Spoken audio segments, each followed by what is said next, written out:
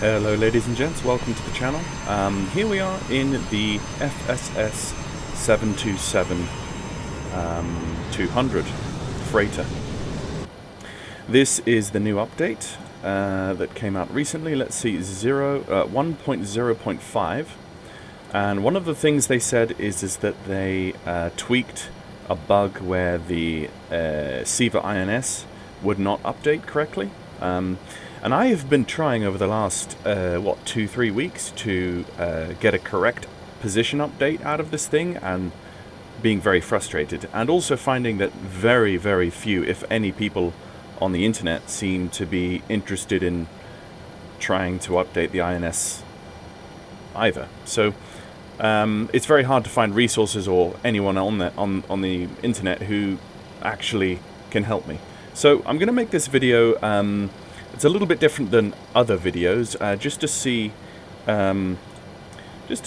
where we are with 1.0.5 and if this indeed works or not. So I'm just going to pause track IR, and for the video I'm just going to turn down the engine noises because that's not really the main point of the video today. I'm going to bring across little nav map. Now, little nav map is what I use for my navigation when I'm flying the 727, and you can see I'm on a long flight from Cologne down to La Palma, and this is pretty much the range limit of the 727, and I've got a VOR DME out here off to one side of the track. It's a 200 nautical mile VOR at frequency of 114.9. So we're just going to pop that in nav1 and see where we are. So that's 114.9. Set. And do we see it? Yes, indeed we do. Okay, so we see it off to the right hand side. We see that the nautical mile, the DME is 175 nautical miles. So we know that that's an active VOR. We know that the aircraft can actually see that. Now what we want to do is we want to come down to our CIVA INS and actually try to track that. So what I'm first going to do is I'm going to go and grab the FSS 727 manual, which is actually an online manual. You can reference it online you just Google it and you can find it. So I'm going to go to this section, how to use the INS, and I'm going to scroll down to drift position update. Now these steps are exactly what I'm going to be doing to try to update the position. So right, so we're going to start. I'm just going to run through this, and if you guys want to follow along, feel free to go to this. I can put this link in the YouTube comments down below. But essentially, this is what I'm going to be following. So here we are. Step 1: set data selector to waypoint, like so. Set waypoint DME selector to number of the DME station to be loaded. I want to load this DME on station 1. Simultaneously press 7 and 9 in Microsoft Flight Simulator. You have to click both keys within 1 second. Let's do that. 1. Done. Alright. Done. So the from to display will show the flashing active DME station index, which it currently doesn't. It's just a solid 0. It says, 0 if no station is selected, or selected station is too far away. So we've not put a station in yet, so that's probably why I'm imagining that's not flashing. So, step 4. Input DME station lat long as described here. Okay, so what I'm going to do to get that, if I come back over to little nav map, is I'm going to zoom all the way in, and I'm going to right click on my VOR, and I'm going to go more, and I'm going to copy the lats and longs into a little text prompt. And this is the lats and longs I'm going to put into the INS. Okay, so I'm just going to start to input them now. So we're going to go north 3305 4. Insert. West is 16, 21, 0. Insert. Okay, so those are the lats and longs required. Now let's go back to our... Okay, so press waypoint change key is step 5. So I'm going to press waypoint change key. Press number of your selected waypoint DME selector slot, which is 1. And then press the insert key. And then step 8 is simultaneously press 3 and 9. There we go. Done. Press... and then step 9 is press key 2 or 8 to indicate following load is altitude. So let's press 8. Now, let's just go back to little nav map and mouse over the VOR DME, and it says that the elevation is 400 feet. So we're going to round 400 feet to 0 feet, because you round it to every 1,000 feet. So we're going to put 0 and enter. Step 12, press key 4 or 6 to indicate that the following frequency, the load is frequency. So let's press number 4. And now we put in the frequency of the VOR. And the frequency, as we said earlier on, is 14.9. So 114.9. 114.90. Enter. Press insert key, which I just did, and then repeats... Oh, what's just going on? There's a bit of a turn happening here.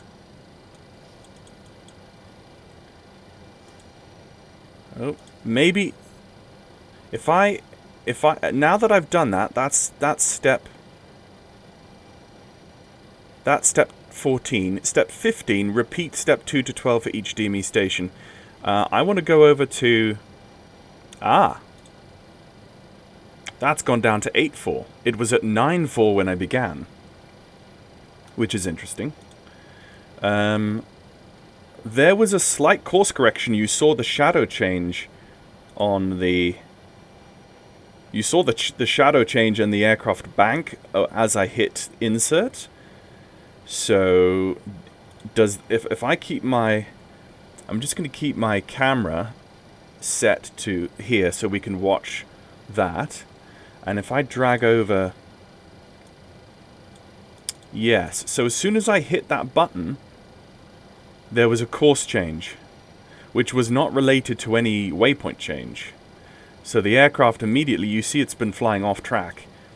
It immediately made a course correction. It came in. Is it going to make another course correction to line up with this? We will see.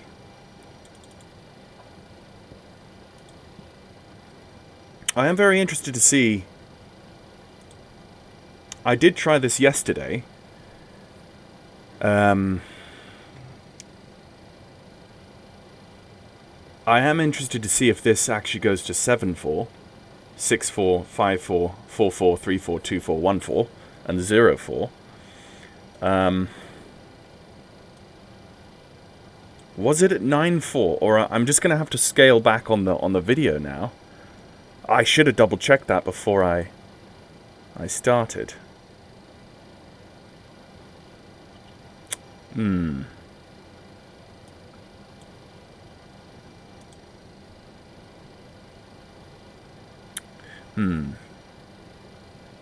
Okay, so let's do a test. Let's do a test while we're here. Let's check the DME station distance, which is the next... Oh, yep. We've just got ourselves another little course correction. You saw that there? The autopilot's definitely doing something. It's... Yeah, if I drag this over again... Yeah, look at that. Look at that. As soon as I press the button, it's come on and it's made a correction onto the track, which is very interesting. So, let's go to check DME station distance, which is just below the drift position update section in the manual, and let's follow that to see if we can actually see the DME distance in the INS. Let's remember that it's at 8.4, so when we come back, it might be 7.4. So set data selector to distance time. Let's do that. Enter DME mode by simultaneously pressing 3 and 9. 3, 9. Okay, this is the problem. This is another problem I found. I've never been able to see a DME readout in the INS. Even when we are clearly within 123 nautical miles and declining, and we clearly have the DME, the VOR DME tracking on nav1, but we have no indication from the INS that there's anything out there to track. But if I go back to so this is interesting. I really want to see this go from 8.4 to 7.4 to prove to myself that this is actually getting more accurate based off of the VOR DME. Because we've done everything in this. We've done all of these steps up to step 14, and it was step 14 that gave us this more accurate course correction that we see just here. So it definitively is, I think, proving that it is working, but it's not. It is working, or it's functioning on some level, but it's not fully functioning because we're not actually seeing the DME readout on the INS, and we're not seeing, as far as I'm aware. I'm going to have to roll back in the video because I'm pretty sure before I hit record, the INS was at 9.4, and it's immediately jumped to 8.4. But I can't be certain if it was at 9.4 or not. I may have just been seeing things.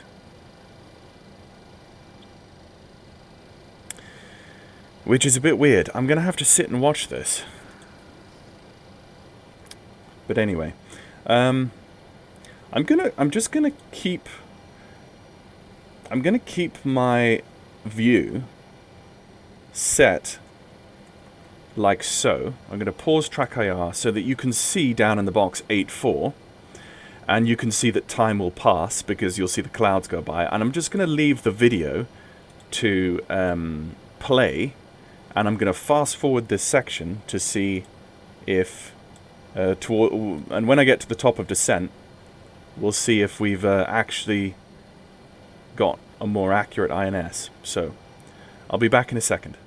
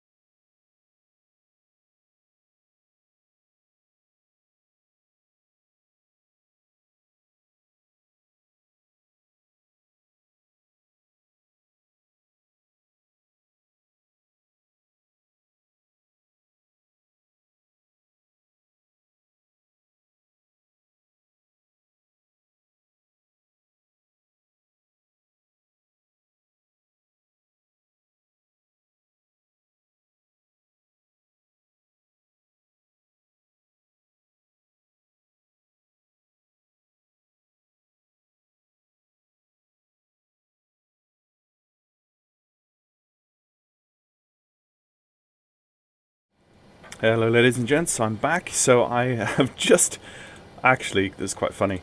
I had been sitting here for however long I've left it, thinking that it's broken and there's not going to be any increase of accuracy visible. I thought it was just going to be stuck on 8.4, and just as I came back to the video to say I think it's broken still, it clicked from 8.4 to 7.4.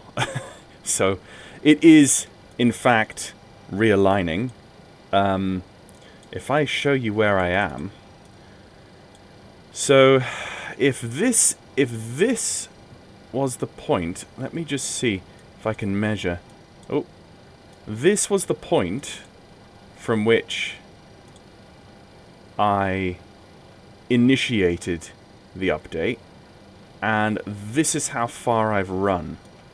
So it's I've ran 167 nautical miles from the point where I initiated the update to now, and I've only gone from 8.4 to 7.4, which makes me believe by the time I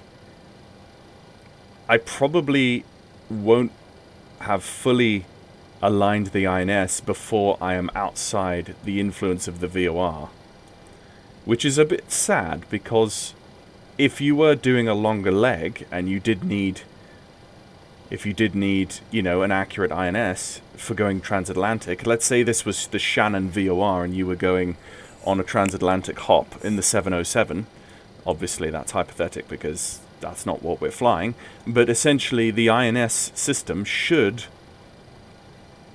this system should, I believe, be capable of fully aligning based off of one nav beacon and the time it takes to fly across that nav beacon's influence. So I'm very happy to see that it is finally gone from 8.4 to 7.4, but at the same time I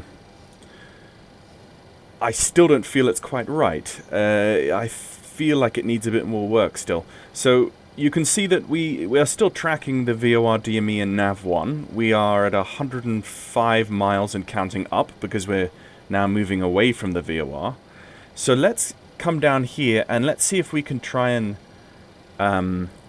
actually get a flashing 0 or a flashing 1. Do you remember in the position update process it said here, here we go, step 3.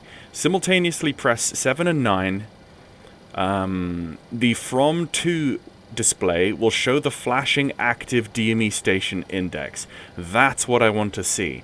I want to see a flashing active station index. I don't want to see a 0, and I don't want, you know, I don't want to see a 0, and I don't want to see a solid 0. I want to see either a flashing 0 or a flashing 1. So let me just pop this over here. So the way we do that is we go to waypoint. We go to waypoint. Yep, select data selector to waypoint. Select waypoint DME selector to number of the DME station to be loaded, which is 1. Simultaneously press 7 and 9. Okay, so we have a 1. We have a solid 1. From to display will show the flashing active DME station index. So it's not flashing. It's showing me a 1 now, which is good, but it's not flashing. I don't know. So there's a few things about the update functionality which don't quite track, which don't quite work as I think it should. And I'm not basing my experience solely off this INS. I've actually been quite thorough, and I've gone to the manuals for I've gone to the manuals for the Aerosoft DC-8 for P3D, and I've also gone to the manuals for the Just Flight VC-10, and what was the third one? There was a third INS airliner in there that I was looking at. Oh, there's some Concorde INS manuals for X-Plane, which a friend of mine in Discord has given me, and essentially they are the manuals for the real-world INS, because the Concorde in X-Plane apparently was so well developed and coded that they essentially gave you the real-world INS manual for the real-world unit. And based off of that,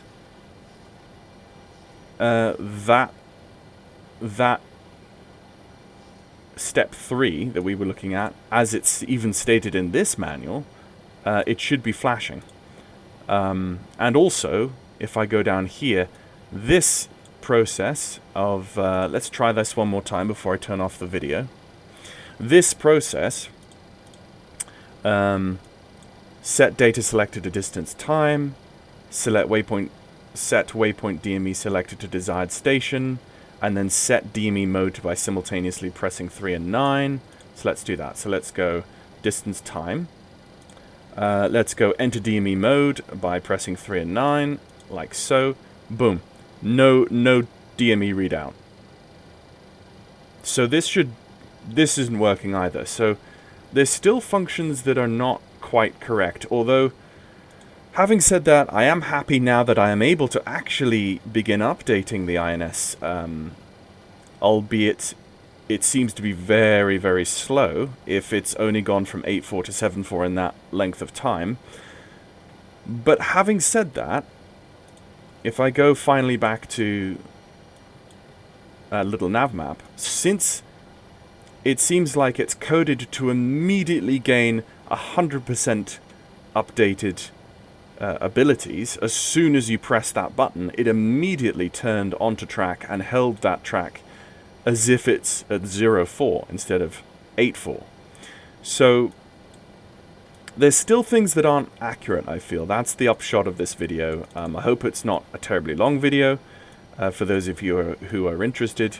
Oh, there's a little bit of an adjustment happening. I think that's based off of the winds, though. So there's still work to be done. I'd like to try and get this little video to the FSS team to see if they can kind of concur based on what they're seeing as well, and see if we can actually get the CIVA INS in the FSS 727 to be more accurate to the real world unit. Would be fantastic. But thank you very much, guys, for watching. If anyone has any different experience than what they've seen on this video on version 1.0.5, please let me know in the comments below. This video is not anything other than let's figure out what's going on. So thank you very much for watching, for those of you who have, and please comment in the comments below to let me know if I've done it right, if I followed the manual correctly, or anything of that nature. So thank you very much. See ya.